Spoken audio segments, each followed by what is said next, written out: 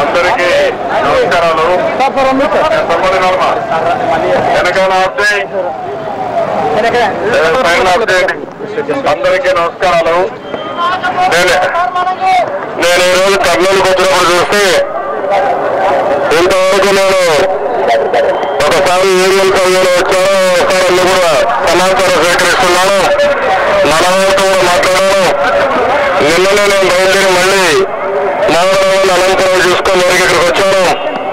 ఇక్కడికి వస్తే మీ యొక్క సమస్యలు చూసిన తర్వాత చాలా బాధ కలుగుతుంది. నేను చాలా మరుగులు చూశాను కానీ, చాలా సార్లు సైక్లోన్ చూశాను కానీ, ఈ రోజు కర్నూలులో మీరు పడే బాధ ఇంతవరకు చరిత్రలో ఎవరు ఈ కష్టాలు అనుభవించలేదు. అంత కష్టాల్లో నేను ఉన్నారు, చాలా బాధల్లో ఉన్నారు. ఆ రోజు వర్షాలు పడి వరదలు వస్తే సరైన హెచ్చరిక చేయకుండా పోవడం, తర్వాత సురక్షిత ప్రాంతాలకు కొండలు తీసుకుపోవాలంటూ మీ అందరూ ఒక్కొక్క చెప్తానంటే బాధ వస్తుంది. కొంతమంది అయితే 1000 రూపాయలు ఇచ్చారు, కుటుంబానికి 10,000 రూపాయలు ఇచ్చారు, కొంతమంది ఫోన్లు ఇచ్చారు, ఉంగరాలు ఇచ్చారు. కరోనా ఏదైనా సరే ఆ రోజు డబ్బులు లేకపోతే మనం తీసుకోకుండా అవసరమైన పరిస్థితి వచ్చింది.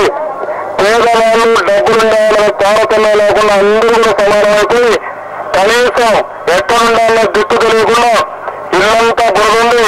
ఆ బురద కొనుక్కొని నీళ్లు కావాలి, దానికి నీళ్లు లేదు, బయట వస్తే వాసన ఉంది. ఇదంతా తీయాలంటే తీసే పరిస్థితులు లేదు. ఇంకో పక్క ఇంట్లో వంట చేసుకోవాలంటే స్టవ్ కూడా వెలిగే పరిస్థితి లేదు, భోజనం కూడా తినే పరిస్థితి లేదు. చాలా కష్టాల్లో ఉన్నారు. బియ్యం లేదు, రోడ్డు మీద ఆగున్నారు, చాలా కష్టాలలో అవసరపడుతున్నారు.